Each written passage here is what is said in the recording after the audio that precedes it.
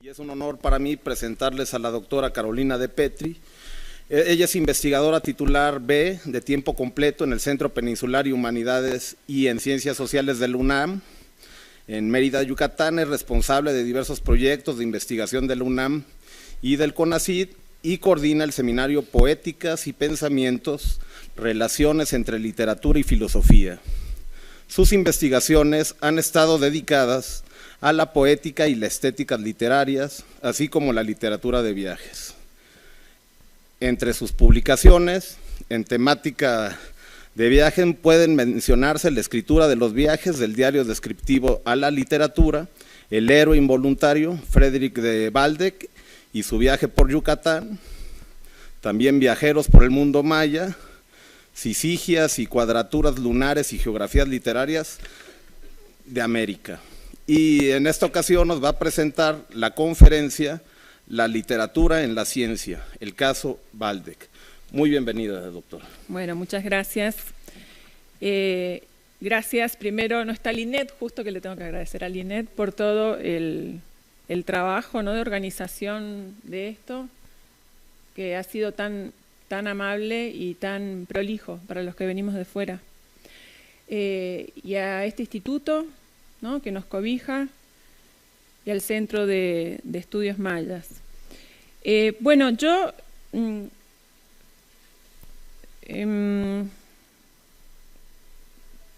voy a comenzar un poco con una confesión, que es el pudor que tengo de hablar ante ustedes en un foro de especialistas de arqueología en zona maya, y yo no soy ninguna de las dos cosas. Vengo del ámbito de las letras y por circunstancias de la vida, mucho tiene que ver el doctor Ruz también en eso, me puse a estudiar viajeros por esa zona, pero no precisamente desde el punto de vista arqueológico, sino en realidad a mí lo que me ha interesado, ahí viene el culpable de... Estaba diciendo que... No sé cómo, creo que en parte algo tuviste que ver, llegué a los viajeros por Yucatán en mis investigaciones. Pero a mí lo que siempre me llamó la atención es cómo a través de la escritura esta gente iba configurando una geografía y realidades, ¿no?, que eran o poco conocidas o directamente desconocidas. Entonces, en realidad siempre me he fijado en los protocolos de escritura y cómo la escritura construye un saber en términos retóricos. Y por eso me interesó Baldec, me puse a estudiarlo, primero en un proyecto más amplio que abarcaba más viajeros, pero después me cautivó el personaje como...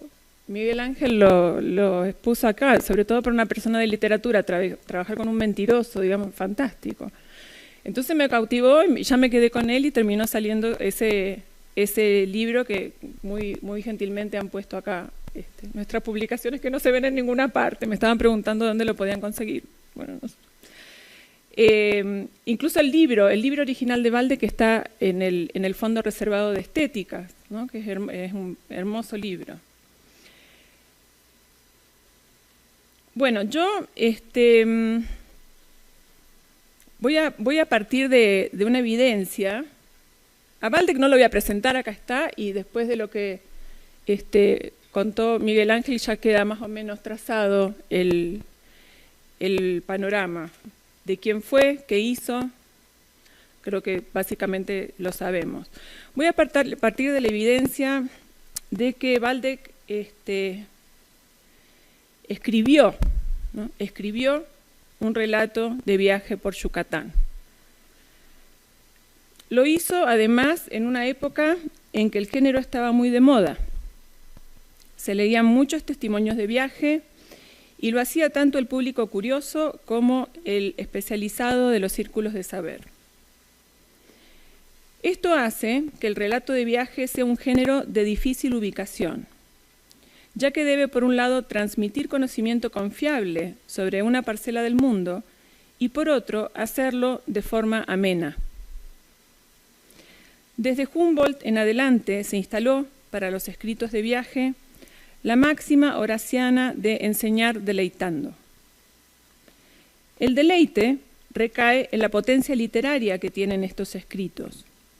La literatura permite que el conocimiento se acerque a más gente y que sea más eficaz, porque, bueno, creo que estamos de acuerdo, todo es más fácil aprender divirtiéndose que aburriéndose, ¿no? Entonces, esa era un poco la función que tenía la literatura. Sin embargo, aunque podría parecer aquí que hay una suerte de equilibrio entre ciencia y literatura, lo cierto es que la segunda parece tener una importancia auxiliar. Esto pasa dentro de la misma literatura, sobre todo con autores de la última Ilustración y del Romanticismo, como Delaclos, Chateaubriand, Dumas, Scott, Sue, Cooper, para quienes una novela, antes que una historia ficcional, es un canal de transmisión de enseñanzas de orden moral. Si leemos, por ejemplo, las actas de juicio que enfrentó Flaubert por Madame Bovary, veremos que la defensa jamás se apoya en el carácter ficcional del texto, sino en el moral. Flaubert no escribió el libro para que nos regodeáramos en la conducta de una pequeña burguesa tediosa, sino para que aprendiéramos en su conducta las consecuencias que pueden traer los vicios. Lo literario, entonces, hasta bien entrado el siglo XIX, tendrá, al parecer, un valor de segundo orden, de otro orden discursivo mayor. Pero lo cierto es que la convivencia entre ciencia y literatura en la literatura de viajes no fue tan fija ni tan estable como podría parecer, y muchos rasgos literarios ingresan en el orden de saber científico no solamente para deleitarnos, sino para definir ese mismo orden científico. Esto es algo que en las últimas décadas la antropología y la etnografía han evaluado con especial cuidado. Textos que ustedes sin duda conocen mejor que yo, como los de Geertz o Laplantin, con expresiones, si uno revisa nomás el índice, ¿no? Con expresiones y tópicos de análisis como el mundo es un texto, el autor como función, literatura, poética y etnografía, descripción y representación, o tomar a un escritor realista como Flaubert como modelo de escritura etnográfica, dan muestras de ello. En lo personal, no considero que la etnografía sea literatura ni la literatura etnografía, pero el debate fue y es fructífero a la hora de analizar estos textos híbridos como son los relatos de viajes. Definir qué es un relato de viaje es a la fecha un asunto espinoso para la teoría literaria por tratarse de un género amorfo o fronterizo. Aquí tenemos una definición de Todorov que dice: la primera característica importante me parece que es una cierta tensión o cierto equilibrio entre el sujeto observador y el objeto observado. Esto es lo que designa a su manera esa denominación relato de viaje. Relato, es decir, narración personal y no descripción objetiva, pero también viaje, un marco pues y unas circunstancias exteriores al sujeto. Si solo figura en su lugar uno de los dos ingredientes, nos salimos del género en cuestión para meternos en otro.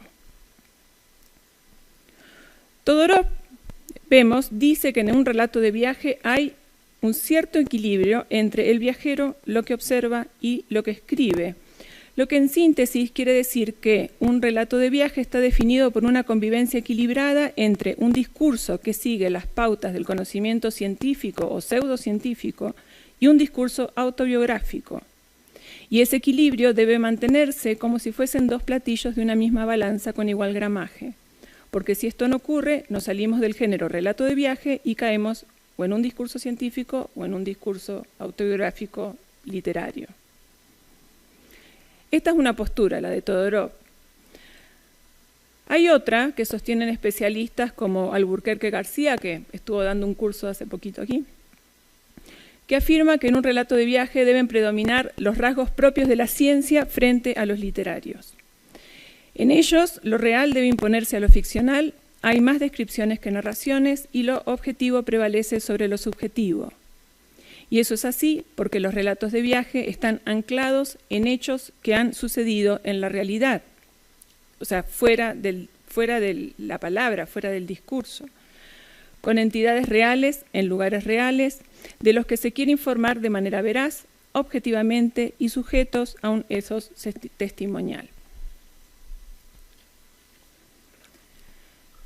Pero, creo, los problemas comienzan a surgir cuando hacemos consciente el rasgo esencial de todo relato de viaje, y es que se trata precisamente de un relato. Una exposición de un viaje real en un texto.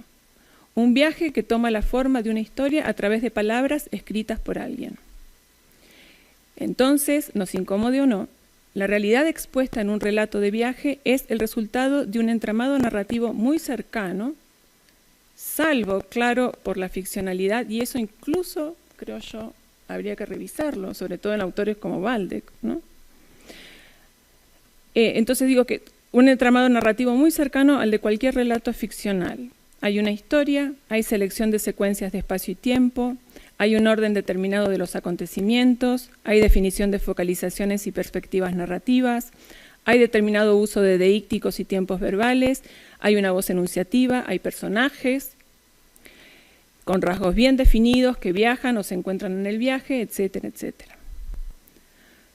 Para mayor complicación está el rasgo autobiográfico del género. Esto es, la construcción verbal de todo ese viaje es producida por un viajero narrador que concentra en sí mismo ser tanto sujeto de enunciación como objeto del enunciado. Es decir, es quien habla y es también sobre lo que se habla. Y no voy a tratar acá un tercer nivel de complicación que es la persona real, ¿no? La que viajó. No se puede, en ninguna narración, ocupar la posición simultánea de ser sujeto y objeto del relato. Tiene necesariamente que operar un desdoblamiento por medio del cual, por ejemplo, el escritor Waldeck pueda escribir sobre el viajero Waldeck. Y esto, al tratarse de un relato testimonial autobiográfico, supone además que el viajero Waldeck no es un personaje más de la historia, sino su personaje principal, es el héroe de la historia. Así, el viajero, autor y héroe del relato, cuenta la historia verdadera, por factual, de su viaje y afirma una y otra vez la condición veraz de su testimonio. Pero, insisto, lo hace desde un texto, y esa mediación verbal nos impide al cabo verificar la verdad por él relatada, porque, como bien señala Lejeune, en una autobiografía no hay alguien que dice la verdad de su vida, sino alguien que dice la verdad de su vida, ¿no? Hay alguien que está diciendo que dice la verdad de su vida. Entonces, ante esta brecha abierta por la doble mímesis que separa realidad y palabras, el viajero hace lo que en realidad haría cualquier novelista para darle credibilidad a su relato. Simula primero que un viaje textualizado es un viaje real y lo hace por medio de índices de veracidad que siembra aquí y allá en su relato. Por ejemplo, usa topónimos, fija latitudes, hace listados, describe costumbres, coloca fechas, hace glosarios, usa cartas, apela a los testimonios de otros viajeros, dibuja monumentos en planos o en detalles, etc. Con estos recursos consigue al cabo construir en su relato un sólido ambiente de autenticidad y transmite así la ilusión al lector de que nadie está estableciendo protocolos de escritura en el relato, sino que es la realidad autónoma la que directamente se traslada al papel. El efecto de realidad es extremo en este tipo de escritos. Quiero ahora mostrarles, tomando el viaje pintoresco y arqueológico de Waldeck, la fuerte incidencia que tienen algunos recursos literarios a la hora de construir un relato de viaje con pretensiones cognitivas. Yo estoy convencida, un poco a diferencia de lo que dijo Miguel Ángel, que el viaje pintoresco es un texto destinado principalmente, no al público en general, sino al público especializado en tema de anticuario y que responde al premio de la Sociedad de Geografía de París, porque vivía escaso de dinero permanentemente, no estaba en crisis económica. Entonces sale el premio, pues era una ocasión para él para tener un poco de dinero. Entonces el premio se convoca en 1825, como marcó Paz, y se revisan los documentos en 1836, no convencen los documentos, y se amplía el plazo hasta 1839. Y al final, hasta donde yo entendí, no lo ganó Ballader, sino que quedó desierto. Se entregaron premios consoladores, digamos, pero nadie lo ganó al premio. Y Waldeck publica el libro en 1838, o sea que está en el arco de tiempo ideal para que le den el premio. Entonces yo creo que esa es la dimensión pragmática que tiene el libro de Waldeck. Va destinado a convencer a la Sociedad de Geografía de París de que le den el dinero. Quiero, para mostrarles entonces la carga literaria, empezar por algo obvio que es la estructura del libro de Waldeck. A mí me llamó la atención la estructura. Esta no se ve aquí, por supuesto, el índice en detalle, pero si ustedes más o menos recuerdan el libro, en realidad hay un orden cronológico en la estructura, pero la estructura es desprolija. Él va saltando como de un tema al otro en el libro. Lo que está resaltado ahí es de lo que yo les voy a hablar, para que en términos cuantitativos solamente midan una cosa con la otra. Hay una introducción, entonces, en el libro. Después hay una serie de episodios que van del intento de huida de la peste de cólera hasta el desembarco en Campeche. Es lo que estaba marcado, a ver cómo regreso, es lo que está marcado ahí, ¿no? Luego hay detalles de la estancia de Waldeck en Campeche y en Mérida, con explicaciones de algunas láminas pintorescas. Y por último, el viaje a Uxmal, noticias de Palenque y explicación de ruinas y objetos. Entonces, retengamos el título: Viaje pintoresco y arqueológico a la provincia de Yucatán. O sea, el objetivo del viaje es arqueológico y pintoresco. Pero los ejes temáticos del libro son tres, digamos. Hay un interés arqueológico, un interés etnográfico, pintoresco, y hay una serie de sucesos que le ocurren en el viaje.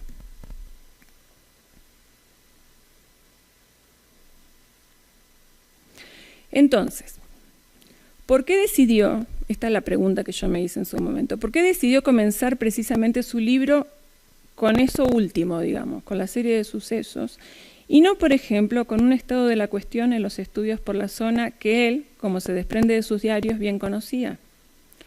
¿O por qué no lo comenzó a partir de su estancia en Campeche, donde se abre la dimensión etnográfica del relato? Él al principio se disculpa en la introducción por no ser un escritor hábil y dice que tiene que acudir a la ayuda de Federico Lacroix, a quien agradece haber coordinado estos elementos heterogéneos y haber revestido mis trabajos escritos de la forma literaria que le faltaba. ¿Revela entonces esta estructura un déficit en la capacidad de organización y narración de Waldeck? Me inclino a pensar que no, que más bien se trata de un tópico de modestia destinado a reforzar en realidad la condición superlativa que define en todo el libro a la primera persona de Waldeck. Para explicarles esto, voy a repasar qué es lo que ocurre en ese arco de tiempo que va del 5 de diciembre de 1833 hasta el 6 de mayo de 1834, los sucesos con los que abre el libro. Suceso 1. Comienza el relato in medias res. Escapando de una epidemia de cólera, Waldeck huye de Villahermosa hasta Frontera, igualmente infectada por la peste, para intentar salir por barco hacia Campeche. Debe permanecer 6 días allí. Dice: fui obligado durante 6 días a asistir a los desgraciados que morían en torno mío. Suceso 2. Embarcan rumbo a Campeche. No pude expulsar de mi espíritu el recuerdo de las escenas fúnebres de que acababa yo de ser testigo.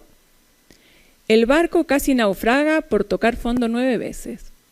Durante el viaje ocurren sucesos extraños. Un inmenso meteoro pasa por sobre sus cabezas y explota.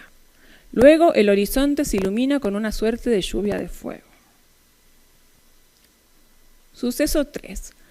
Hay cerco sanitario en Campeche, la tripulación no puede desembarcar y es obligada a desandar el rumbo so pena de ser despiadadamente cañoneados.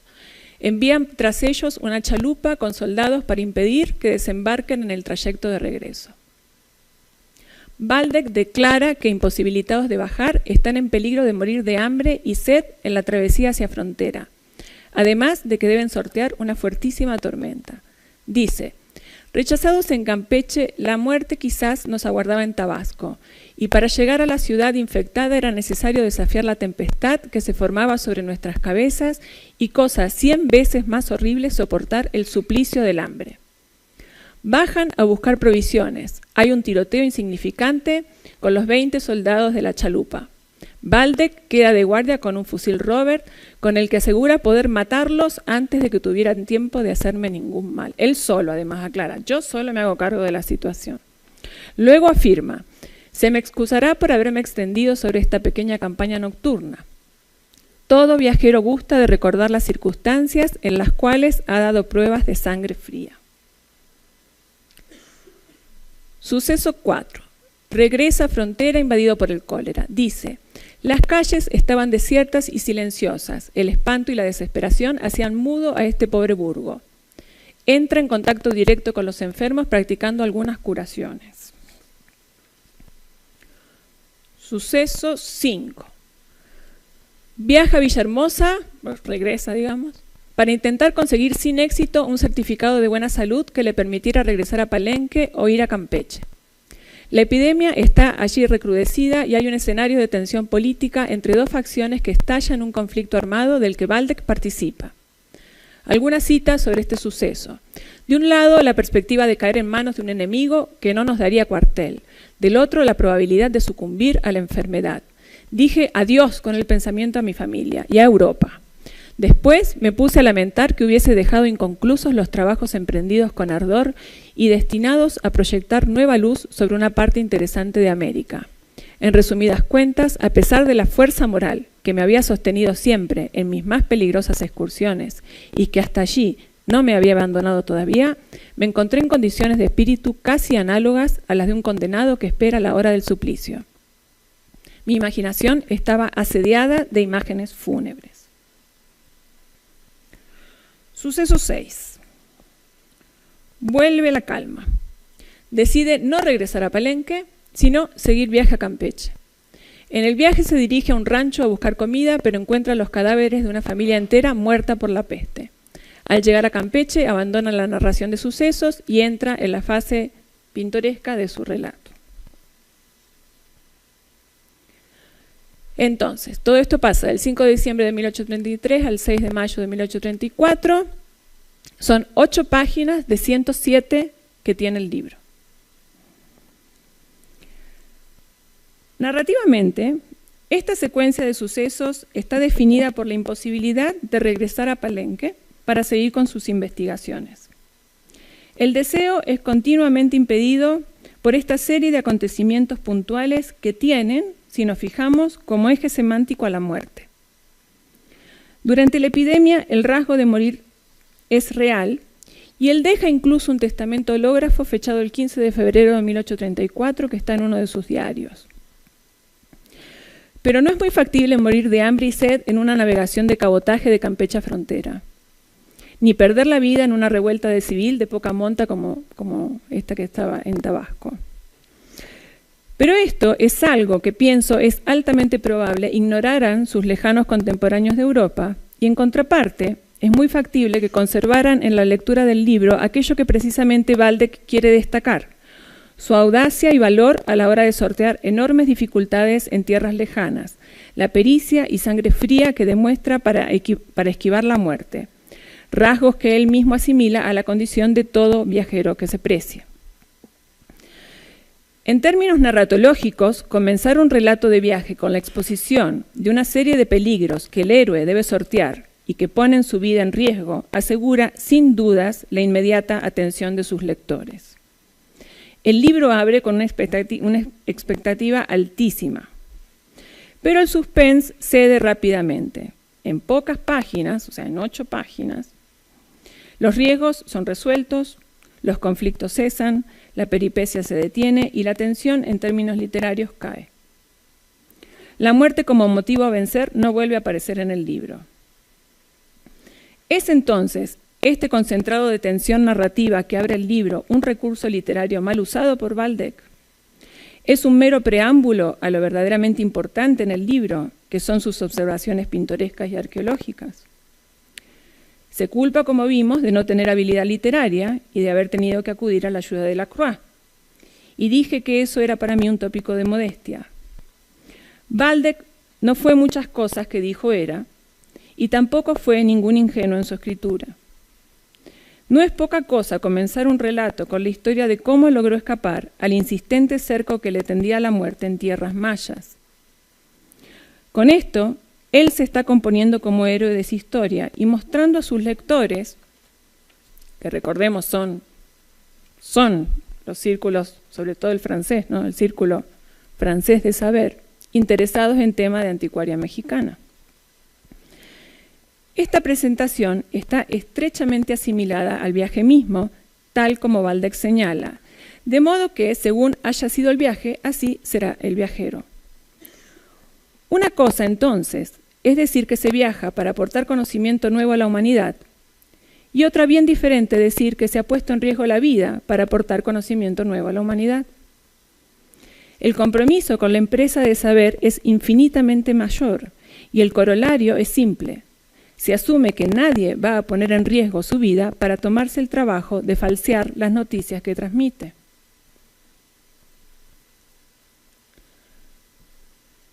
En un momento él dice, terminaré mis investigaciones o moriré, ¿no? Términos así, dramáticos. También, en términos narratológicos, podemos leer el viaje de Waldeck como el esquema de una empresa heroica típica, digamos, como una quête. Él en la introducción dice, ya es tiempo de que la atención de Europa se dirija sobre un mundo quizás igualmente rico en tesoros científicos. Las artes, las creencias religiosas, las costumbres de los pueblos que han habitado las provincias mexicanas son todavía un misterio para nosotros.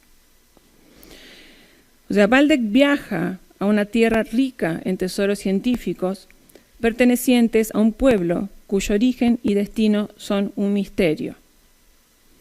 Si descubre, como en toda quête, esos tesoros y sabe descifrarlos, podrá revelar el misterio. Debe entonces, como héroe, superar obstáculos del saber, y ya lo sabemos desde Homero, solo un héroe está destinado a ello. No hay lugar para que dos héroes revelen un mismo misterio. Así que si Waldeck pretende revelar a la humanidad todo el misterio de la civilización de América Central que ocupó la península yucateca, debe eliminar a sus competidores. Esto lo hace por varias vías. Una muy evidente es desestimando todo lo que se dijo sobre el tema. Otra, que es de la que les voy a hablar, y que tiene que ver con estos sucesos con los que abre el libro, es por la clase de viajero que pretende ser. Algo nos queda claro. Algunos de los peligros de Waldeck eran insoslayables, pero otros, como participar tan activamente en la revuelta en Tabasco o ponerse a curar coléricos, eran evitables. En todo viaje se presentan riesgos y contrariedades, pero tal parece que no solo se le presentaron a Waldeck, sino que algunos los procuró. Hay aquí toda una red semántica que Waldeck asume, por la que un viaje donde hay peligros, adversidades, desventuras, incomodidades, enfermedades, sufrimientos, parece tener más valor que un viaje placentero, sin sobresaltos, confortable, alegre.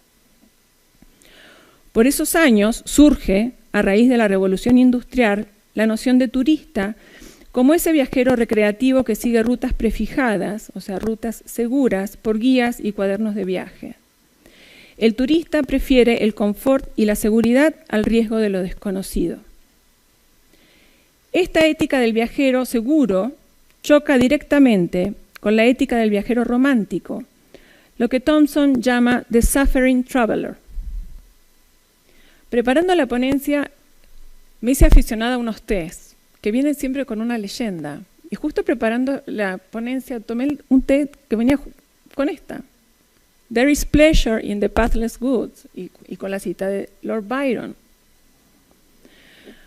O sea, Byron, justo ayer hablaba con Adam de esto, Byron, Shelley, Coleridge, Wordsworth, podríamos sumarlo, y ya que estamos el mismo Waldeck, ¿no? Vamos a hacerle honor.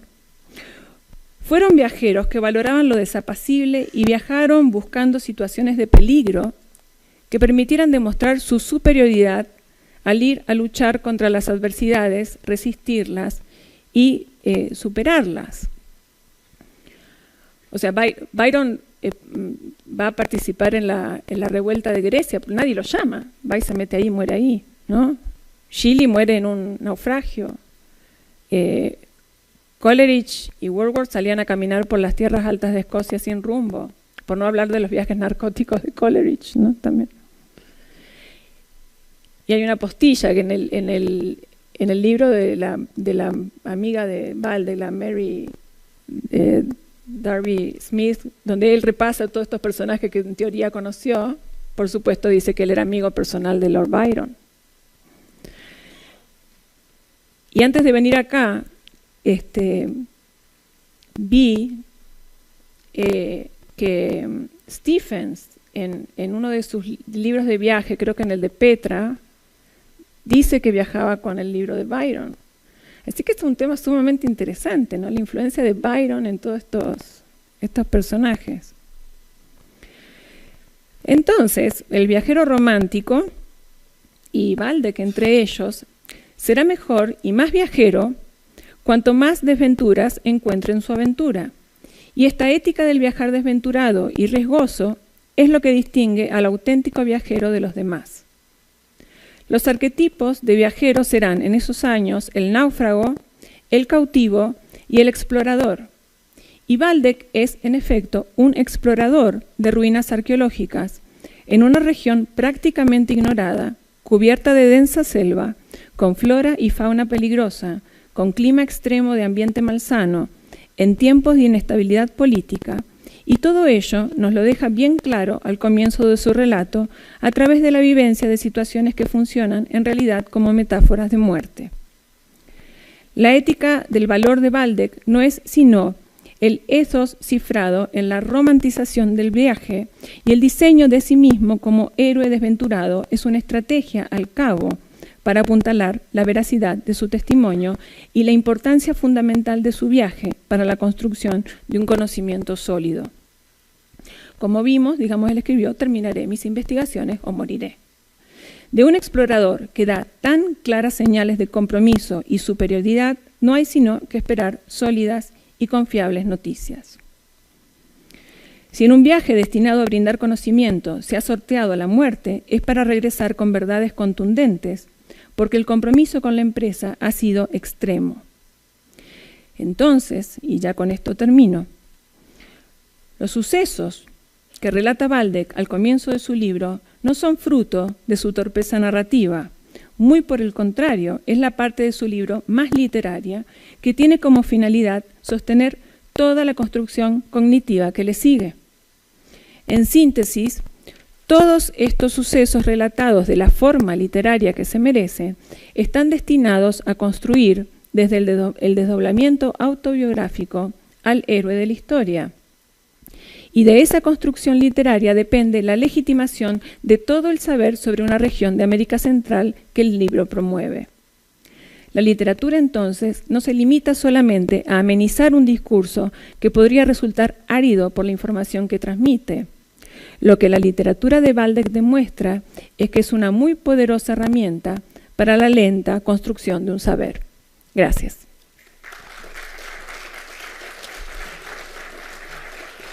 Muchísimas gracias, doctora. Y bueno, pasamos a una ronda de preguntas, por favor. Doctor Chinchilla.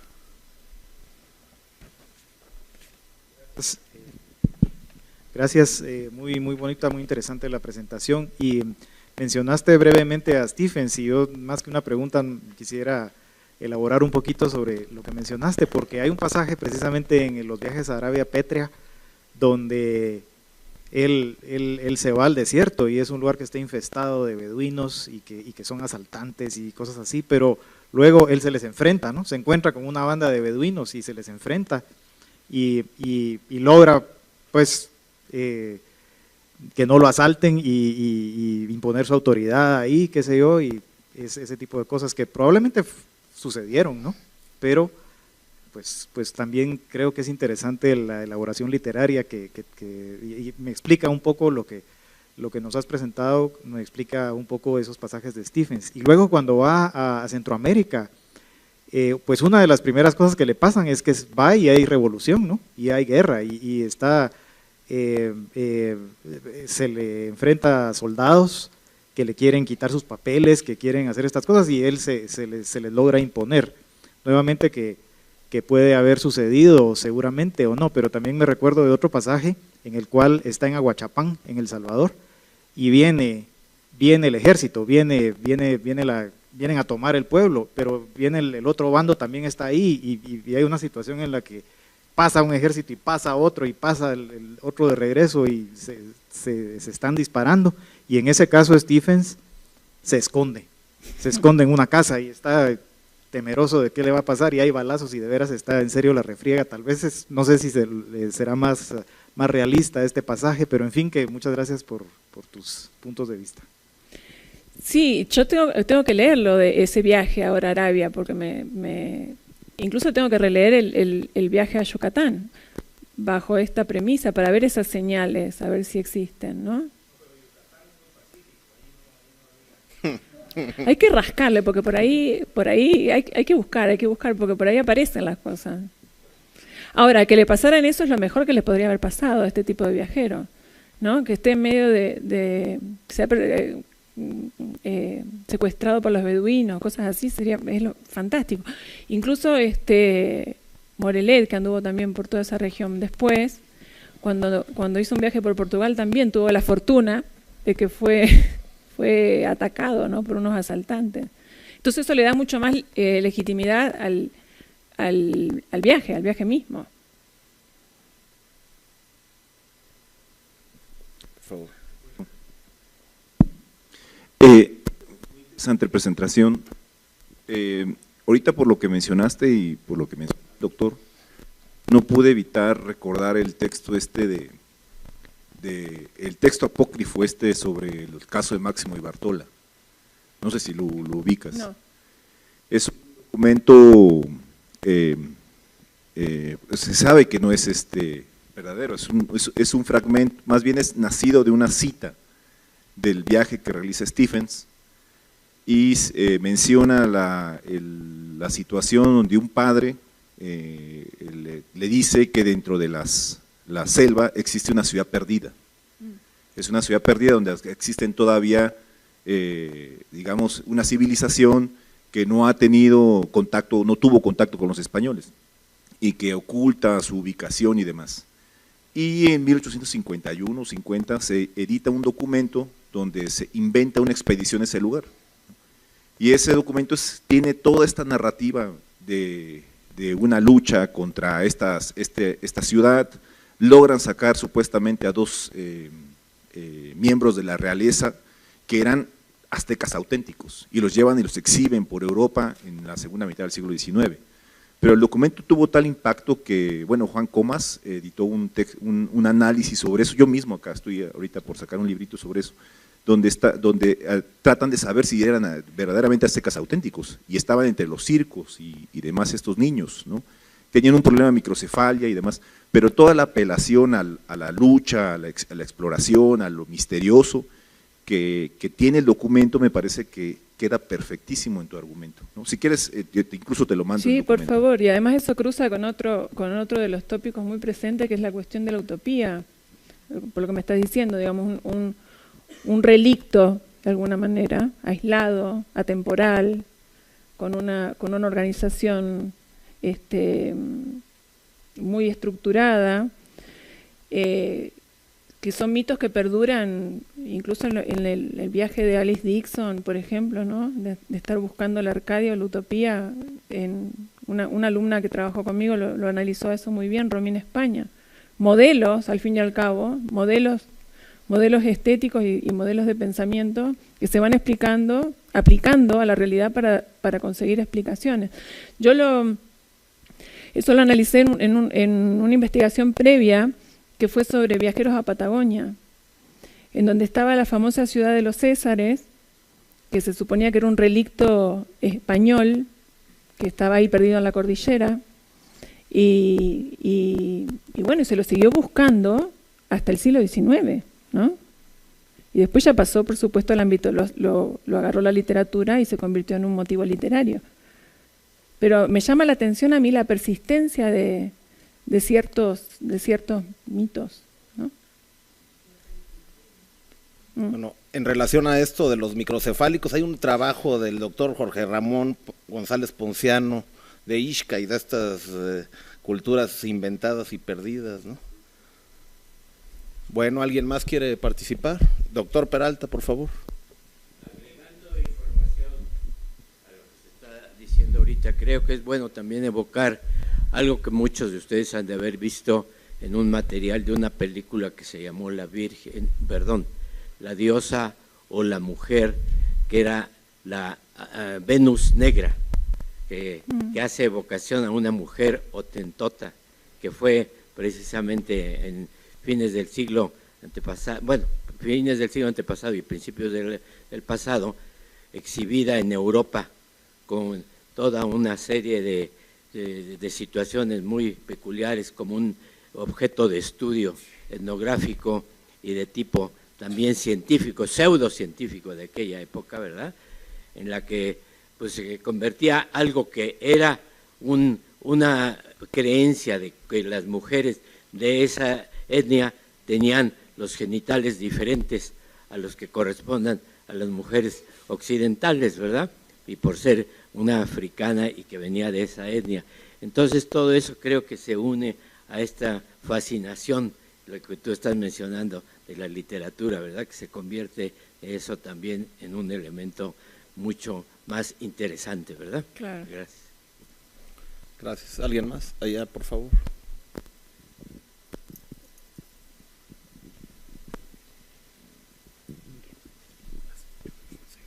Gracias por esta charla y la anterior, que fueron geniales, realmente fueron muy enriquecedoras.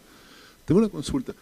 Cuando uno, por ejemplo, piensa en libros producidos en Francia, digamos como por Cuvier, Buffon o Humboldt, por ejemplo, cuando se hacían las ediciones, eran ediciones, digamos, eran difíciles de obtener, o sea, solo una elite podría adquirirlas, pero sí se producían en las imprentas gran cantidad de láminas, y esas circulaban, digamos, fuera de la elite que podrían comprar, digamos, que es muy limitada, lo podrían comprar muchas personas, tanto que inclusive hoy en calles como la Rue Droit, cerca de Sacré-Cœur o al lado de la Sagrada Familia, hay calles donde todavía están las láminas de Buffon, Cuvier, en pequeñas tiendas especializadas en eso. O sea, así habrá sido la producción, que hasta hoy hay tiendas que se mantienen nada más de láminas de esa época. ¿Cómo fue la circulación o qué hay sobre la narrativa de las imágenes arqueológicas como las que ustedes ambos han presentado, digamos, en este caso de este autor? Yo hasta donde lo seguí en el trabajo, no sé si Miguel Ángel tendrá más información, el problema surgió después con las láminas, porque él se va muy mal de acá. Esa es otra serie de sucesos en realidad con los que cierra el libro. Se va mal porque lo acusan de estar robándose piezas arqueológicas, entonces se va despotricando contra México. Y le confiscan sus láminas que recupera después Lord Kingsborough, algunas recupera Lord Kingsborough. Y él intenta publicar esas láminas y hace un gran esfuerzo por darlas a conocer. Y yo recuerdo haber leído un argumento del Ministerio de Instrucción, creo, pública, en donde decía que las láminas estaban muy bien, que evidentemente era un gran dibujante, y lo alababan, y en un momento decía, pero por ahí da la impresión de que agrega un poco más de detalle del que en realidad tenía, ¿no? Como diciendo... Entonces no le compraron las láminas y él siguió, insistió y al final aparecieron en el texto de Bracer, ¿no? Algunas, pero con tan mala pata que en realidad es un gran fracasado, Waldeck, todo le sale mal. Con tan mala pata que Charnay creo que larga las primeras fotos, no sé, un año antes creo de que saliera, ahí nomás. O sea que si encima lo estaban Waldeck viene con toda una visión orientalista, digamos, acá que se ve muy claramente en sus imágenes. O sea que había elementos para dudar de la autenticidad de eso. Pero bueno, cuando finalmente las da a conocer, pues aparecen las fotos que ya terminan por rematar realmente la falta de autenticidad de esas imágenes. Ahora, como dibujante y grabador, yo no sabía que él había aprendido a hacer litografía acá, pero era notable. Y esos grabados de eróticos de Aretino, que efectivamente están publicados recientemente por Ciruela, uno ve, digamos, un tipo realmente con mucha habilidad para el dibujo. Ahora, que estudiara con David y Proudhon también es dudoso, pero, por ejemplo, él quería entrar a la Sociedad de Geografía de París como miembro, y la sociedad, siempre que hablaba de él, decía alumno de nuestro gran artista David, ¿no? Así se referían a él. Finalmente logró entrar, bastante más tarde, yo no me acuerdo el año, bastante más tarde entró, pero siempre iba a destiempo. Para empezar, llegó acá con 60 y pico de años, ¿no? Notable. Y al final, cuando uno lee el libro de Mary Smith, lo que queda de él es, como un rasgo realmente extraordinario, fue su longevidad, que vivió 109 años o algo así. ¿Alguien más? Porque se está congelando la doctora ahí. Yo estoy helada, envidio a todos los que tienen mantita. Bueno, pues le agradecemos a la doctora de Petri. No, a ustedes. A continuación, la siguiente conferencia, y para cerrar este ciclo, tengo el gusto de presentarles a la doctora Lorena Careaga.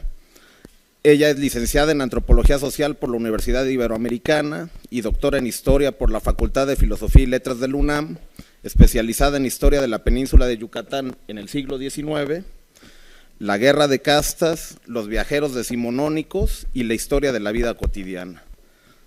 Se ha desempeñado como investigadora del Instituto José Luis Mora, donde ocupó el cargo de jefa de proyectos de historia regional, y como profesora investigadora, fundadora del Departamento de Antropología en la Universidad de Quintana Roo.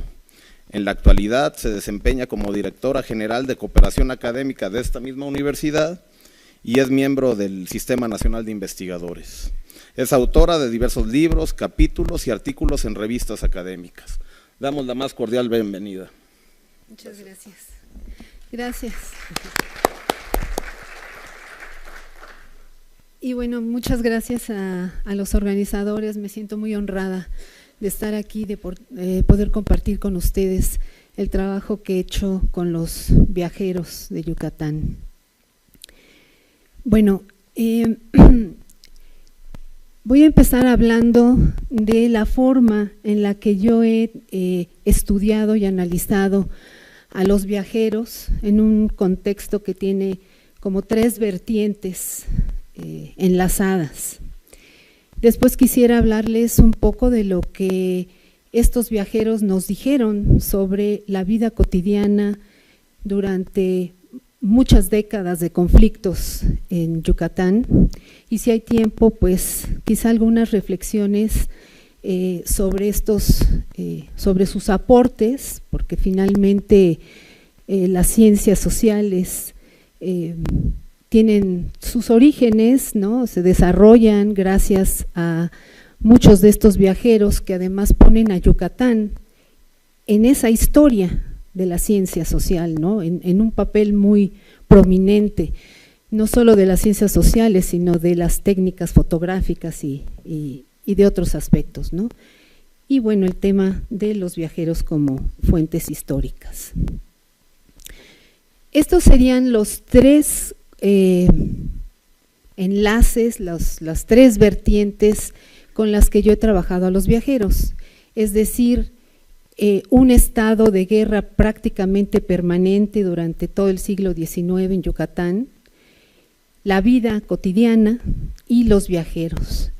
Y bueno, yo encontré una gran cantidad de viajeros entre esas fechas, entre el 34 y 1906, y me basé en aquellos que habían dejado una memoria escrita, un testimonio escrito, y que habían en ese testimonio escrito, además de sus observaciones arqueológicas, históricas, políticas, etcétera, un testimonio de lo que estaba sucediendo con relación a la guerra y qué era esa guerra en la vida cotidiana de los mayas, de los yucatecos y de ellos mismos, puesto que también estaban en ese escenario, ¿no? O sea, los viajeros realmente tienen justo esa característica que decía ahorita Carolina, de hablar con varias voces, ¿no? Hay varias voces en la narración de los viajeros. Entonces, bueno, Yucatán es un lugar que desde la época prehispánica pues ha estado, la guerra no es ajena, no era ajena a los mayas en la época prehispánica. Durante la conquista, bueno, pues es una conquista que tarda 20 años, a diferencia del centro de México, ¿no? Además, la colonia está plagada de rebeliones mayas, algunas con una duración larguísima, y pues finalmente la guerra de castas en el siglo XIX, pues es una más, quizá una de las más violentas y longevas en ese rosario de rebeliones que hubo en toda la historia de Yucatán. Entonces, Yucatán en el siglo XIX pues está inmerso en realidad en tres guerras, ¿no? Por un lado, cuando llegan los primeros viajeros, está toda esta guerra con México, estas alianzas con Texas, la invasión de Santa Anna, que sale corriendo porque de hecho no logra ganarle a Yucatán. Hay una serie de levantamientos y de posturas políticas para defender Yucatán, sus derechos y sus prerrogativas. Por supuesto, hay una guerra tremenda entre Mérida y Campeche, están continuamente peleándose, son dos ciudades, cada una con sus propias características, ¿no? Pero hay una superioridad económica durante muchas décadas de Campeche, pero pues la parte política, ¿no? La capital está en Mérida. Hay todo un conflicto entre los federalistas y los centralistas, y cuando Campeche era centralista, Mérida era federalista, y luego Mérida se volvía centralista, entonces Campeche federalista. Eso obviamente lleva a que Yucatán se separara de México en 2 ocasiones. Se declara Yucatán neutral frente a la guerra con Estados Unidos. Sabemos que es una guerra que México la enfrenta desde una división de sus propias regiones. Cada quien reacciona contra los norteamericanos a su manera, ¿no? Algunos les dan la bienvenida, otros como Yucatán se declaran neutral, otros les ponen un alto y presentan una defensa, etcétera, ¿no? Y además, bueno, involucran a los mayas en estos conflictos, y finalmente, bueno, la guerra de castas estalla en 1847 y se termina oficialmente en 1904. Entonces, bueno, hay toda una situación de racismo, de explotación, que los propios viajeros son capaces de ver y que son testigos de eso, ¿no? Entonces, hay una serie de… Es ese Yucatán que está continuamente en guerra durante prácticamente todo el siglo.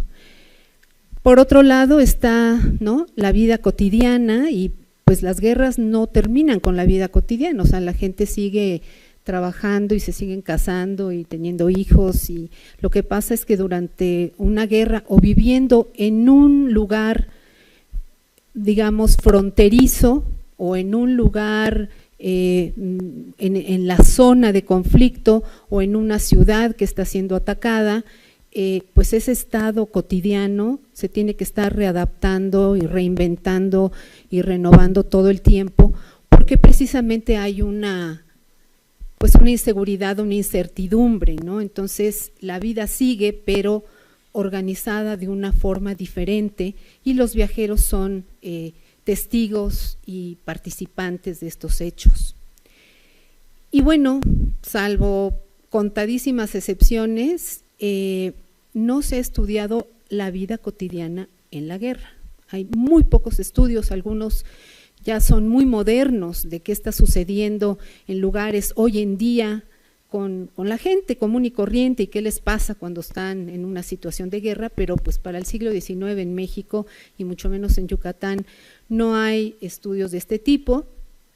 Y además, bueno, todos se centran en estos aspectos más bien militares, políticos, etcétera. Y la tercera vertiente, bueno, son los viajeros, ¿no? Estos grandes viajeros que, pues desde el siglo XVIII inspiran a otros viajeros. Cook, por ejemplo, ¿no? Antes de ser capitán, como teniente, pues visita la península de Yucatán, describe Bacalar en 1760 y tantos, hace un recorrido muy interesante y deja un testimonio de lo que era Bacalar y el camino desde Belice hacia Mérida en esa época. Y bueno, no digamos Humboldt, que muchos de los viajeros iniciales de Yucatán lo conocieron personalmente, ¿no? Waldeck, Stephens, Catherwood, Frederiksthal, ¿no? Ellos conocieron personalmente a Humboldt y además ese libro de las vistas de las cordilleras de Humboldt fue una inspiración y una guía para estos viajeros. Y bueno, no hay un estudio, ustedes me imagino que ya se dieron cuenta, no hay un estudio realmente sistemático, completo de los viajeros, los extranjeros que recorrieron Yucatán en el siglo XIX, ¿no? Y en muchos casos, de los que sí se conocen, pues su obra no ha sido traducida al español y tampoco se ha abordado, ¿verdad?, esa vida cotidiana en tiempos de guerra, teniendo como fuentes a los viajeros. Y bueno, esa es la manera en que yo he tratado desde mi tesis doctoral y pues continúo haciendo esa pesquisa sobre la vida cotidiana en tiempos de guerra con base en los textos de los viajeros. Yo estoy tomando un concepto muy amplio de viajero, porque a Yucatán llegaron viajeros como estos exploradores, estos pioneros de la arqueología, pero pues debido al estado de guerra, debido a la frontera de Yucatán con la colonia inglesa de Honduras británica, hoy Belice, pues hay toda una interacción con los ingleses, hay una interacción con oficiales, con militares, hay mercenarios norteamericanos que vienen a pelear contra los mayas, en fin, la propia circunstancia de la guerra da pie para que aparezcan en Yucatán viajeros de todo tipo que dejan un testimonio sobre la guerra. Y también los hay hasta turistas, ¿no?, norteamericanos que desembarcan en Progreso y recorren Mérida durante unas horas y luego vuelven a embarcar y se van y dejan un testimonio de ese breve recorrido. Entonces, bueno, ¿por qué viajaban a Yucatán? Bueno, posiblemente el mayor interés sean esas ciudades desconocidas, esas ruinas que realmente no se sabía ni quiénes las habían hecho ni cuándo, ¿no? Había naturalistas también interesados en la flora, la fauna, la geología, viajeros como Stephens. Stephens es un bestseller hasta el día de hoy, ¿no? Y en su época, sus dos libros, el libro sobre Chiapas y Yucatán y el libro ya únicamente sobre Yucatán, pues fueron tirajes impactantes para esa época.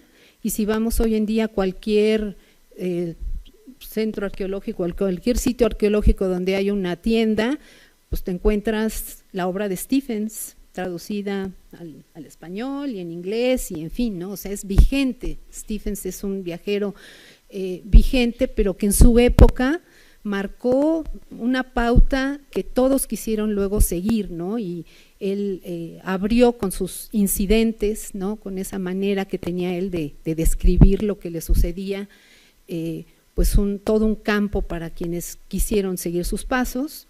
Hay otros viajeros, pocos, pero sí los hay, que naufragaron, entonces llegaron por pura casualidad y pura suerte a la península y luego pues otros cruzaron la península, aunque esa no era su objetivo principal, sino que venían ¿no? de Palenque, o querían llegar a Palenque y a Guatemala, o venían de regreso de su viaje a Palenque. Hay de todo, hay exploradores, hay naturalistas, artistas, fotógrafos, escritores, periodistas, hay dirigentes políticos, diplomáticos, comerciantes, oficiales de gobierno, militares, provenientes de varios países, todos muy interesados en México y en Yucatán. Hay que recordar que el primer interés que hay en Yucatán es ver posibilidades de un canal transoceánico, ¿no? Y ver qué estaba pasando en Centroamérica, que Centroamérica se estaba, ¿verdad?, derrumbando y deshaciendo, desarticulando, y luego pues se convierten en esos pioneros de la arqueología, pero ya secundariamente, después de que su objetivo principal era otro. Entonces, en este cuadro yo he puesto a los 60 viajeros que yo he identificado hasta el momento con este concepto muy amplio de viajero. Los dividí en estas etapas porque ciertamente es muy clara la primera etapa antes de que empiece la guerra de castas. Está el conflicto con México, están los conflictos entre Mérida y Campeche, pero bueno, todavía es posible viajar fácilmente por la península sin tener muchos problemas, y luego las siguientes etapas pues la fueron marcando los avatares de la guerra y también los propios intereses de los viajeros, ¿no? Una vez que la guerra está limitada a ciertas zonas nada más de Yucatán, como a fines del siglo XIX, pues el número de viajeros aumenta dramáticamente. También puse entre paréntesis aquellos que o no publicaron nada, o tienen textos que no son conocidos, o nunca escribieron nada, o bien aquellos que hacen una mención muy por encima de la situación de guerra. Puse una F en aquellos que son fotógrafos, que eran fotógrafos profesionales que llegaron con la intención de armar un estudio fotográfico, o que eran fotógrafos expedicionarios, ¿no?, exploradores, viajeros, que tenían esta herramienta y manejaban esta herramienta cada vez con mejores técnicas. Y puse un asterisco en aquellas que son mujeres, son muy poquitas. H, la hija adolescente de Robertson, que pues escribió unas cartas fantásticas porque ellos naufragaron y pasaron 15 días en Campeche, y ella escribe a su familia en Escocia. Carlota, la emperatriz Carlota, que también sus cartas son de lo más reveladoras sobre Yucatán. Alice Dixon, la esposa de Augustus Le Plongeon. Mary Robinson Wright y Adela Breton.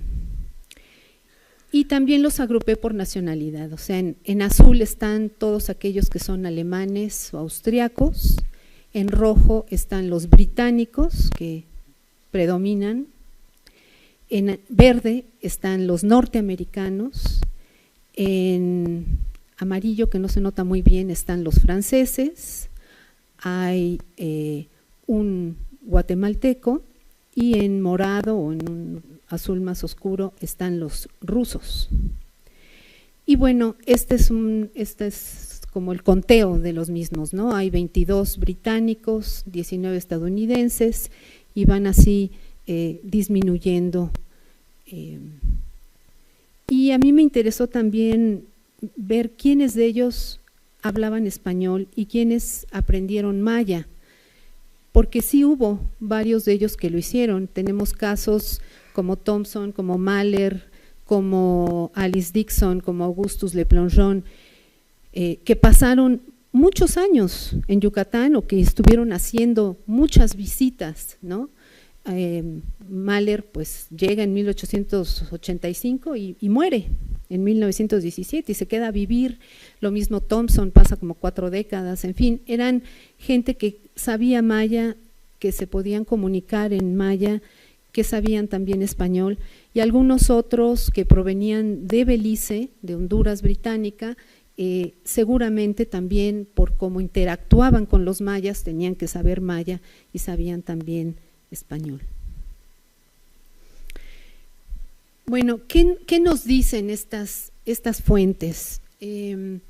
Desde luego hay un estado permanente de guerra, hay toda una etapa, ¿verdad?, previa a la guerra de castas, que hay muchísimos conflictos. Morelet se topa con los ejércitos, estos ingleses que son los primeros, es la primera expedición británica a Palenque, ¿no? Walker y Caddy, se topan igual con los ejércitos en pugna en Campeche, y ya luego, bueno, vienen todos los que dan testimonio de la guerra de castas, dan testimonio de esta violencia ejercida contra la población civil y los prisioneros. Todos mencionan esta destrucción masiva de pueblos y cultivos, ¿no? Y una muy interesante regionalización de la península, porque finalmente los mayas crean un estado de facto en la parte oriental de la península, en lo que es hoy el estado de Quintana Roo, separados, y no reconocen ni al gobierno mexicano y mucho menos al gobierno yucateco. Ellos establecen sus propias relaciones con los británicos, su propio intercambio comercial con los británicos de Honduras británica, ¿no? Y se quedan en una zona, digamos, que pasa a manos o que controlan los yucatecos, pues queda mucha población maya que está muy dividida. Algunos vuelven, se convierten nuevamente en peones de las haciendas, otros nunca dejaron de serlo, otros ayudaban a los yucatecos, otros más ayudan por debajo del agua a los mayas rebeldes, ¿no? Pero en todos los casos sí se percibe esa inseguridad, el miedo, todas las formas en las que la gente se protegía, cómo daban aviso en cuanto veían algo raro, en fin, cómo se manejaban en este aspecto, ¿no? La resistencia de los mayas rebeldes, la existencia de esa cruz que hablaba y que dirigía a los mayas rebeldes, la incapacidad de los yucatecos y los mexicanos, porque no en ningún momento lograron pues conquistar o detener o ponerle un freno a los mayas, las dificultades del clima y el terreno, ¿no? Entonces, pues la guerra sí existe, porque hay fuentes que dicen, no, pues después de unos años de batallas muy claras y demás, pues los mayas se retiraron y Mérida y Campeche florecen, y bueno, ahí viene el florecimiento de Mérida, gracias al Enequén, y pues, el decaimiento paulatino de Campeche, pero bueno, finalmente están en una zona donde ya no hay ataques, pero eso no quiere decir que la guerra haya terminado, y es parte de la vida de mucha población en la península. Nos hablan de la situación política de Yucatán. Norman, por ejemplo, se toma la molestia de hacer un apartado interesantísimo sobre la situación política de Yucatán. Es muy curioso porque Norman casi nadie lo conoce y su obra nunca se tradujo al español por la sombra que le hizo Stephens. Son contemporáneos, ellos viajan al mismo tiempo, pero por rutas como encontradas, ¿no? Así, por la península. Y Norman publica antes que Stephens su libro, y nadie le ha hecho caso y a nadie le interesa, y nunca se ha traducido, aunque él sí decía, aquí va a estallar un polvorín, o sea, están las cosas, él percibe cómo están las cosas y dice, aquí va a haber una guerra. Y Stephens no, Stephens, que tiene la oportunidad de ir a las haciendas, que denuncia de alguna manera, ¿no? Denuncia y se refiere a la situación de los mayas, para nada considera, o sea, no menciona nada de que él pudiera vislumbrar el conflicto que en unos años se les venía encima. Entonces, bueno, es muy interesante la parte en la que los combatientes, los distintos grupos en conflicto trataron a los viajeros, en general con consideraciones, sin muchos problemas, en algunos casos, ¿no?, pidiéndoles ayuda, porque muchos viajeros, si no eran médicos, pues por lo menos hacían las veces de médicos, ¿no? Muchos de ellos lo hicieron, y Participaron algunos de ellos en el conflicto armado, algunos como combatientes, ¿no? Algunos como periodistas de guerra, ¿no? Los primeros periodistas que mandaban, ¿no? sus crónicas, ¿no? a los periódicos en Estados Unidos. Otros se veían obligados a viajar, como en este grabado, que en realidad es un grabado tomado de una foto de Augustus Le Plongeon. Viajaban con un destacamento militar a los lugares, ¿no? a las distintas ciudades en ruinas, a Chichén Itzá, a Cobá, para poder hacer sus recorridos, ¿no? Y además todos ellos hablan, es muy interesante, ¿no? Esos personajes recurrentes de la localidad que todos ellos o la mayoría de ellos mencionan. Una parte muy interesante pues es esta complejidad de alianzas con la Gran Bretaña, ¿no? Con los colonos beliceños, los comerciantes yucatecos que estaban ahí metidos y a quienes obviamente convenía esa situación de guerra, ¿no? Se ha hablado mucho de que justamente son los mayas los que pusieron un alto a esta expansión de Gran Bretaña hacia la península. A mí no me queda muy claro, pero bueno, es un tema que se menciona mucho, como Gran Bretaña tenía este designio de hacerse de más tierras y avanzar sobre Yucatán, y la verdad, de alguna manera, pues no fueron ni los mexicanos ni los yucatecos los que frenaron eso, fueron los mayas sublevados que tenían convenios y tenían una alianza de mutua ayuda con los ingleses, ¿no? Bueno, luego hay otro mito que es esta supuesta falta de población, ¿no? Que está inhabitada la parte oriental de la península. Durante muchos años se ha manejado esa idea de que ahí no había nada y que entonces era así pura selva y nada más había algunos mayas, ¿no? Viviendo como huites, ¿no? Que cazaban con arco y flecha y eso. Y los viajeros demuestran que no, que es una zona poblada, que los censos yucatecos pues no mencionan, y por eso para los yucatecos no existían esos pobladores, pero no quiere decir que no hubiera una serie de comunidades y que no hubiera un tráfico intenso en esa zona del Caribe, en las islas, en Isla Mujeres, en Cozumel, en todo ese recorrido que se hacía desde Cizal y Progreso, después por toda la costa hasta Belice, ¿no? Entonces hay un gran tráfico comercial y de contrabando, ¿no? Los que describen el Petén, por ejemplo, los que viajan, estos viajeros que les mencionaba, los británicos, Walker y Caddy, pretenden ganarle a Stephens. Ellos inventan una carrera porque Stephens no tenía ninguna prisa por llegar a Palenque, pero ellos sí querían llegar antes que los norteamericanos a Palenque, y entonces organizan una expedición verdaderamente de locos, saliendo de la ciudad de Belice por el río de Belice hasta la frontera con el Petén guatemalteco y luego a través del Petén hasta Palenque. Y claro, ya no quisieron regresar por ahí porque fue una ordalía, murieron parte de la gente que iba en esa expedición, y entonces su regreso es muy curioso porque van a Campeche, van a Mérida y luego salen por la bahía de la Ascensión, ¿no? Un recorrido que ningún otro viajero yo no he encontrado que lo haya hecho, ¿no? Y ellos y otros que viajaron por el Petén guatemalteco pues dan cuenta de este hibridismo cultural que había en esa gran región, ¿no? Había gente de todos lados del mundo que habían llegado ahí a sentarse, que tenían haciendas, que trabajaban en una diversidad de cosas en una zona donde ni el gobierno yucateco, ¿verdad?, ni los gobiernos locales tenían como mucho poder. Era un lugar así como con un gran vacío de poder, donde había una tremenda explotación de la población local, ¿no?, por deudas y ¿no?, casi esclavitud. Y muy interesante lo que ellos cuentan y muy distinto, ¿no?, a lo que relatan en el resto de la península. Y bueno, había extranjeros que pretendían comprar islas, ¿no?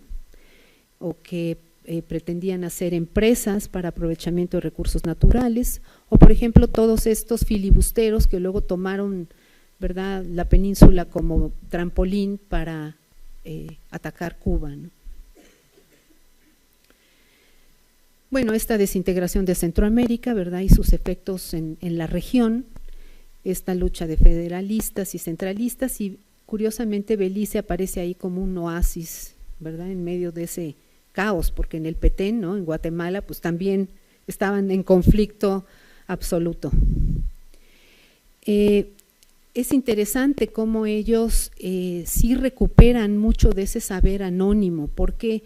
Porque son sus guías, son sus cargadores, son los campesinos con los que se topan, son los cortadores de madera, quienes muchas veces les indican dónde están las ruinas, dónde hay lugares interesantes, y les enseñan, ¿no?, esta forma maya de viajar, que algunos de los viajeros dicen es que es la mejor manera de viajar, ¿no?, adaptarte a cómo viajan los mayas, el tipo de comida que llevan, el tipo de bebida, dónde se paran, cómo identifican los cenotes, etcétera. También, bueno, proporcionan pues esa visión desde el exterior, ¿no?, que yo creo que es muy valiosa porque finalmente hablando de la vida cotidiana, pues lo propio se vuelve automático y no le damos, ya no lo vemos, ¿no? En cambio ellos tienen esa visión de resaltar esa posibilidad de hacer, de volvernos a hacer ver las cosas propias y cotidianas. Traen todo un bagaje, finalmente sus relatos ciertamente son subjetivos, pero yo creo que eso es parte de la fuerza que tienen estos relatos de estos viajeros. ¿Por qué? Porque vienen de un contexto muy particular.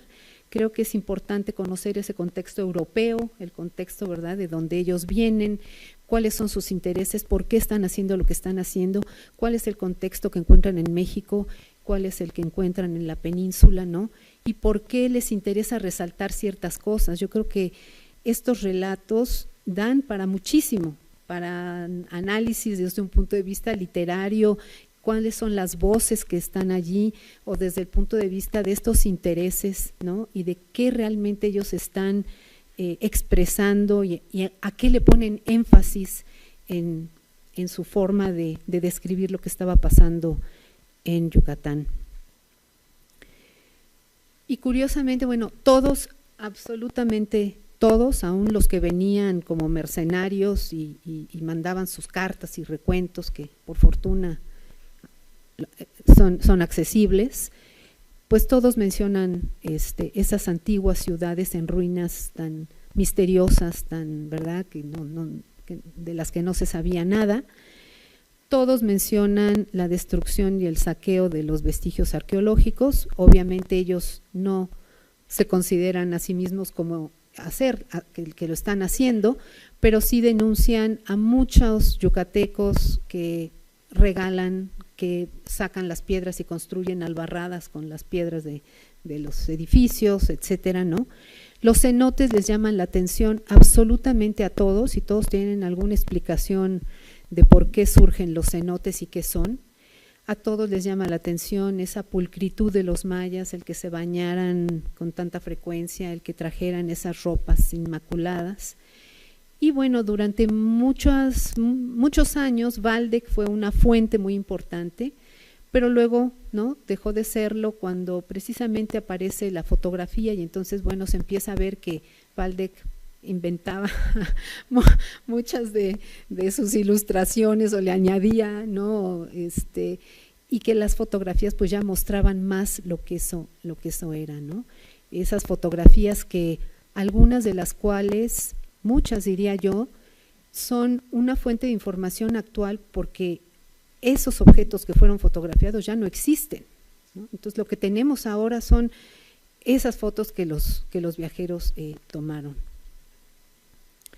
Y bueno, por supuesto, a muchos de ellos se les acusó de espionaje, de hacer, ¿verdad?, de participar en asuntos ilegales, en algunos casos con razón, en otros quizá no, de participar en estas comisiones pseudocientíficas con propósitos o bélicos o de robar el patrimonio nacional, pero es muy curioso porque el trato que se les da es muy distinto. Nadie toca a Stephens, ¿no? O sea, Stephens se salva de todos, absolutamente de cualquier tipo de acusación. Es más, es alguien que ya casi que lo esperan, porque la fama de Stephens llega a los pueblos antes que él, ¿no? Y él es alguien que, aunque se autonombra un defensor y alguien que está cuidando ese patrimonio que tanto admiran y que tan hermoso les parece y tan único, bueno, él mismo, ¿no? El caso del dintel de Cabá, que Stephens dice es el objeto más extraordinario que yo he visto. Y obviamente entre ellos, Catherwood y Stephens, quitan el dintel de madera de donde estaba y se lo llevan a Nueva York, hacen precisamente este panorama, así le llamaban ellos, ¿no? Un espacio museográfico donde pretendían recrear justamente lo que ellos habían vivido. Entonces era un espacio donde se ponían plantas y agua, simulando, ¿no? Un riachuelo y piedras, y se pintaban las paredes para que pareciera esa selva, en donde ellos exhibieron los objetos que trajeron de Yucatán, y además estaban muchísimas de las láminas hechas por Catherwood. Y bueno, los neoyorquinos acudieron, ¿verdad?, en masa para ver ese panorama, y a los pocos días se incendió y se perdió absolutamente todo, incluyendo, bueno, el dintel, los objetos, los grabados, ¿no?, las ilustraciones de Catherwood, y pues las que conocemos pues se salvaron, ¿no?, muchas de ellas porque estaban en casa del editor, porque iba a publicar un libro con esas ilustraciones, ¿no? Pero pues alguien le reclamó a Stephens, pues no, a Bullock sí, alguien le pidió, ¿no?, devuélvenos, ¿no?, porque Bullock pidió prestados algunas cosas para su exhibición y luego sí querían que las devolviera. Bueno, y no digamos, a Waldeck le quitan todo y lo tildan de espía, a los Le Plongeon, a Augustus, pues obvio no lo dejan sacar el chacmol, ¿no? En fin, que hubo como tratos muy dispares, pero en términos generales, lo único que siempre, que nadie se ha metido con él o se puede meter con él, o las mismas críticas de los viajeros nunca fueron, nunca tuvieron eco, es Stephens, y creo que con cierta razón. Y bueno, todos afirman, ¿verdad?, que son ellos los que verdaderamente están mostrando una descripción real de esos lugares, sus verdaderos descubridores en muchos casos. Y es interesante cómo obtienen la ayuda de los cónsules. Yo creo que faltan estudios sobre los cónsules y la manera en que los cónsules han intervenido en ayudar a los viajeros, en propiciar los estudios arqueológicos, desde luego propiciar la expoliación, el robo, el traslado, etcétera, ¿no?, de esos vestigios. Y no hay casi estudios de los cónsules como tales, ¿no?, cuál fue el papel que han jugado. Bueno, los viajeros obviamente también nos ponen en contacto con esas familias destacadas yucatecas, ¿no?, los Peón, los Gutiérrez Estrada, que pues también por ahí sería muy interesante, con militares como el coronel Traconis, que todos los viajeros, no importa cómo pasan los años, él es una de esas figuras que para estudiar la guerra de castas y seguir la guerra a través de este coronel, pues sería súper interesante. Entran en contacto, claro, con los sabios locales, con los intelectuales, ¿no?, entre ellos pues estos clérigos que conocemos, ¿no?, Crescencio Carrillo y Ancona, Estanislao Carrillo, Justo Sierra, en fin, gente que ya está trabajando, que ya tiene, ¿verdad?, tiempo haciendo rescate de esa historia local, y pues muchos de ellos hablan de los hermanos Camacho y de su museo, ¿verdad?, que es pues también una parte interesantísima de la historia de los viajeros, la interacción que tienen con personajes como los hermanos Camacho. Y bueno, si bien ellos colocaron a Yucatán en el foco de interés, porque pues son ellos, con sus escritos, con sus libros, dan pie a que universidades, a que museos, a que sociedades científicas se interesen en Yucatán y entonces promuevan ¿verdad? Las expediciones de investigación, pero también promueven la creatividad literaria, ¿verdad? La crónica periodística. A partir de ahí hay muchos novelas, hay relatos totalmente ficticios de ciudades, ¿verdad? Perdidas ahí en la selva, o de niños exploradores que resuelven misterios, ¿no? Literatura infantil incluso, a raíz de estos relatos, ¿no? Y yo creo que la ficción, pues es que va acompañada de los relatos de los viajeros, porque es desde el siglo XVIII, ¿no? Recordemos los viajes de Gulliver y Robinson Crusoe y el barón Munchausen, ¿no? Son relatos ficticios destinados a entretener a la gente, pero que tienen una base en los libros de los viajeros, en las obras de los viajeros, ¿no?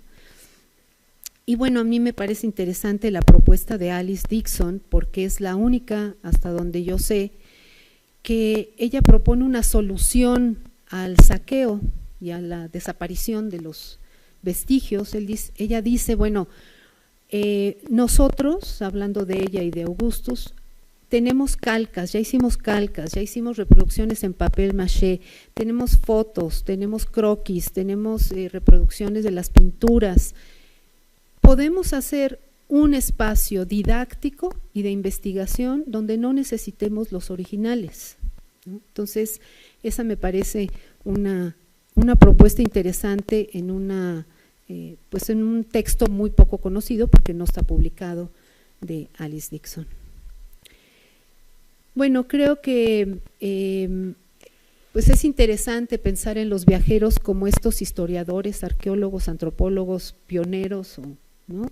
Que inician pues formulando las primeras teorías, algunas muy descabelladas, otras no. Stephens es el único que, con lo poco que se sabía en ese momento, enuncia una teoría que es de las más aceptadas, ¿no? En la actualidad. Hacen observación participante, hacen entrevistas, hacen historia oral, recopilan información etnográfica, hacen rescate documental, hacen los primeros experimentos de filmación con sonido, ese fue Thompson, y por supuesto son cruciales en el avance, en el desarrollo de las técnicas fotográficas. Es interesante también cómo ellos se muestran a sí mismos a través de las fotos, cómo era el trabajo arqueológico o cómo era el trabajo que ellos estaban haciendo, ¿no? Mapas, croquis, colecciones. Y bueno, finalmente creo que lo importante es lo que les comentaba. Creo que esa parte subjetiva del relato del viajero es algo que vale la pena rescatarse y analizar en sí mismo, ¿no? El análisis propiamente de ese discurso del viajero y su implicación como una fuente histórica. Gracias. Muchas gracias a la doctora Careaga, y pasamos a una sesión de preguntas, comentarios. Por favor, doctor Chinchilla. Fuerte, y yo creo que sí se escucha. Sí.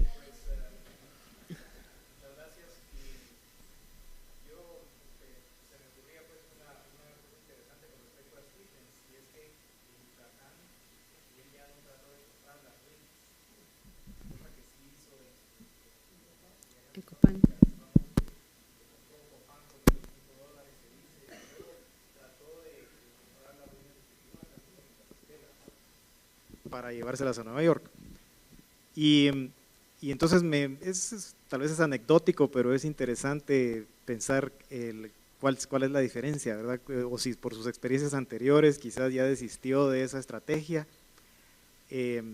Y un breve comentario también sobre la famosa compra de Copán que hizo, que siempre me he preguntado quién engañó a quién ahí, ¿no?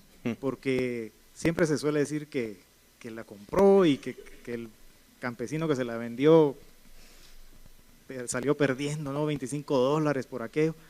Pero es que yo lo que no he encontrado es que Stephens haya hecho escritura o que haya hecho pues haya buscado una manera de asegurar esa compra y sabiendo que existían procesos legales para hacerlo. Pero eso no sucedió, ¿verdad? Y entonces como que el campesino fue el que salió ganando, solo se quedó con los $25, ¿no? Pero... Sí, sí, eso es muy, muy curioso y yo creo que a lo mejor, bueno, la situación que había en la región no contribuyó a que él pudiera llevar a cabo sus planes y luego, bueno, él se interesó más por Yucatán, en fin, ¿no? Creo que su vida siguió otros derroteros, pero él, por ejemplo, sí se llevó restos humanos, huesos, y tuvo conflictos para hacerlo y por supuesto en la comunidad donde lo hizo, bueno, la gente no quería que se lo llevara, ¿no? Y luego algunos viajeros se sorprendían de que, bueno, es que no me quieren ayudar, es que tienen que forzar las autoridades del pueblo a los mayas del pueblo, a los campesinos, etcétera, para que carguen mis maletas y me lleven y me sirvan de guías y me hagan de comer, porque no quieren, ¿no? Y entonces había hasta una coerción por parte de los gobiernos locales, pero pues también es entendible, ¿no? Porque se comportaban en muchos casos como, ¿no? O sea, me encuentro una calavera y es muy fácil para mí agarrarla y llevármela, ¿no? Entonces hay también esa parte, ¿no? Por favor. Me gustaría saber si en las pesquisas que he realizado, bueno, generalmente nos enfocamos a viajeros extranjeros, pero de repente hay viajeros, digamos, mexicanos que dejaron testimonio, ¿no? Ahorita me venía a la mente por lo que su exposición, pero más para el caso de los Umacinta, el de Marciano Barrera, ¿no? Que son extraordinarios, muy pintorescos, ¿no? Con una gran cantidad de detalles. Si no ha sucedido lo mismo o si ha identificado algunos en el caso de Yucatán, ¿no? Que sean representativos. Que sean viajeros mexicanos. Así es. Hay algunos, son muy pocos. Yo he encontrado algún clérigo en el siglo XIX, en el siglo XVIII también hay un recuento sobre Bacalar de un clérigo, pero creo que hay más viajeros mexicanos a partir del siglo XX. Y bueno, pues esa es una tarea como para hacerla más adelante, ¿no? Pero no he encontrado propiamente un viajero mexicano que diga, bueno, voy a recorrer Yucatán y no, hasta el momento no. Adam Selen.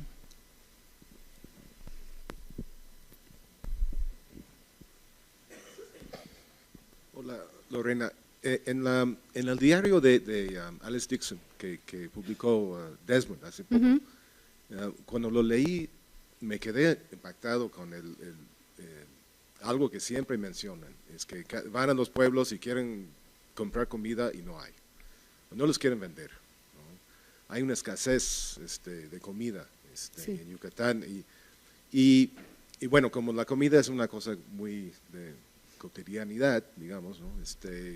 No sé si lo contemplas en tu hipótesis, ¿no? De que eso es por qué no hay comida en los pueblos, es por una cuestión de pobreza que viene desde hace siempre, o es una cuestión que tiene que ver con la guerra constante, o es una cuestión de desigualdad, o sea, ¿cómo lo ves? Bueno, ya desde Waldeck se menciona una carestía, se mencionan hambrunas, se mencionan pérdidas de cosechas, entonces por un lado sí está la escasez en los alimentos, ¿no? Por otro lado creo que está en la forma de viajar. no sé si ellos vienen con una idea de viaje pensando que van a encontrar lugares donde los van a abastecer, pero esta idea que nosotros hoy en día tenemos de viajar no existía en Yucatán, ¿no? O sea, no había hostales, no había hoteles, no había servicios más que había una diligencia entre Mérida y Campeche, pero en carreteras infames, ¿no? Entonces, por eso muchos de ellos adoptan esa forma maya de viajar, entonces llevaban tostadas, llevaban, ¿no?, la tortilla tostada, llevaban el pozol, pero la mayoría dicen lo que yo no cazaba, lo que no cazábamos durante el recorrido, ¿no? Si queríamos carne, había que cazarla. Entonces, yo creo que en parte sí hay una escasez, incluso antes de la guerra de castas, y en ciertas regiones, desde luego, a causa de la guerra, ¿no? ¿Por qué? Porque ahí está la evidencia de pueblos abandonados, ¿no? Por todos lados hay milpas abandonadas, secas, pueblos solitarios donde ya alguna gente regresa, que eso pues también sería un tema interesante, ¿no? De estudiar cómo es que la gente es recalcitrante y quieren regresar a pesar de que haya peligros, a pesar de que sea una zona ocupada por los rebeldes, etcétera, cómo van regresando poco a poco, pero la destrucción de muchos pueblos es muy evidente en los relatos. Entonces sí creo que hay la mayor razón sería esa carestía precisamente, pero ya desde antes, ¿no? Mencionan plagas de langosta, ¿no? Waldeck menciona una cosa muy curiosa, que es que la gente, los indios guardaban el dinero, había poco circulante, porque la gente guardaba las monedas, ¿no? Y también que había pues eso, una carestía de alimentos, ¿no? Yo creo que era muy difícil viajar. El viaje que hacen Walker y Cady por el Petén es tremendo, ¿no? Es realmente con muchos problemas, muchas vicisitudes, el clima, las zonas pantanosas, los caballos que se les mueren, la gente se enferma, etcétera, ¿no? Entonces viajar no era nada fácil y tenían que también inventar su forma de viajar. Algunos de ellos describen cómo cargaban, ¿no? Cargaban sus pertenencias y cómo las acomodaban, o Alice Dixon y Le Plongeon cómo llevaban en un baúl que pesaba muchísimo un cuarto oscuro portátil, ¿no? Y entonces llegaban y desplegaban ese baúl que se convertía como en un techo con unas lonas así para que ellos pudieran revelar con muchos problemas las fotos, ¿no? Entonces las dificultades del viaje sí eran como muy grandes. Sí, gracias, muy interesante. Un comentario respecto a la falta de alimento. Efectivamente, va a haber carecía y todo, pero es hasta hoy en día sucede la reticencia y la desconfianza. Justo lo que dicen, o sea, la selva es súper pródiga, o sea, quieres carne, ahí está el faisán, ahí está el venado, o sea, el alimento abunda, la cosa es saber obtenerlo. Y pensar de que los mayas les iban a dar de comer, al principio había desconfianza, reticencia, tenían la comida para ellos. A mí me ha tocado en la península de Yucatán un maya compartir su única tortilla conmigo. Entonces, de que si quieren dar comida, sí la quieren dar. En Yaxchilán, por ejemplo, nosotros llevábamos la comida de Tenosique, había huevos, había arroz, había frijoles, ahí había gallinas, el Usumacinta, había días de que había tortuga, faisán y venado para comer el mismo día, pero había días que ni las gallinas ponían. Entonces yo creo que más bien era la forma, como dice usted, de viajar. Sí, yo creo que sí, ciertamente cuando llegaban a algún poblado, pues inmediatamente buscaban la casa real, ¿no? Que era como el lugar de hospedaje pues para los mayas, ¿no? Para todos los que recorrían a pie la península, y también buscaban a los clérigos, ¿no? A los curas, y en muchas ocasiones pues les daban hospedaje ahí, los dejaban quedarse ahí, les daban alimentos, ¿no? Y cuando podían, pues sí describen con mucho detalle los mercados, ¿no? Por ejemplo, el mercado de Campeche, ¿no? En Morelet le da rienda suelta ahí a su pluma, describiendo muy detalladamente todo lo que había en el mercado, ¿no? La gastronomía local. Sí. Una pregunta más allá, por favor. Sí, buenas tardes. Solamente quería compartir unas anécdotas de mi familia. Yo soy de Campeche, y entonces fíjense que cuando mi abuelito, por el negocio del chicle, se hace de una hacienda en Blancaflor, pues a inicios del siglo pasado, por ahí de 1905, 1908 más o menos, él me comenta que cuando inicia la guerra de Blancaflor, algunos campesinos quemaban sus propias milpas para que no se alimenten los que venían correteándolos, y los cenotes se convirtieron en centro de refugio. Las mujeres se dedicaban a cocinar allá abajo, o sea, almacenaban todos sus alimentos junto con los niños, o sea, cada miembro de las familias tenían una tarea específica. Agua no les podía faltar porque pues ahí había agua, ¿no? Entonces eran refugios muy protegidos en ese entonces, y entonces los hacendados que se veían pues acorralados, pues los apoyaban precisamente con los alimentos, y los alimentos eran específicamente para las personas de la región, ¿sí? Así venían de otros lugares, el alimento era prohibido para ellos, ¿sí? Entonces la ropa ahí se lavaba, ahí se amamantaba, ahí se daba de comer, ¿sí? Y entonces prácticamente todos los vegetales, la carne, por ejemplo, las gallinas, o sea, habían gallineros en los cenotes, ¿no? Y entonces los animales más grandes igual, no sé cómo los metían, pero pues ahí era el centro de refugio, de acopio de alimento, ¿no? Sí, yo creo que uno de los recuentos más dramáticos es aquellos viajeros que se refieren a qué hacía el ejército mexicano cuando incursionaba en la zona rebelde, ¿no? De entrada, pues agarraban a las mujeres, a los niños, los separaban de sus pueblos, hacían, como en la colonia, ¿no? Hacían reasentamientos, juntaban a la gente desperdigada, ¿no? Y los obligaban a cambiarse de lugar,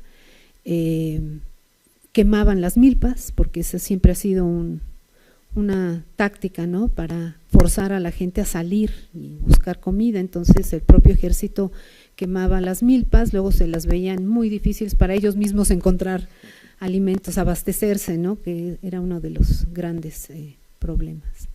Tomás.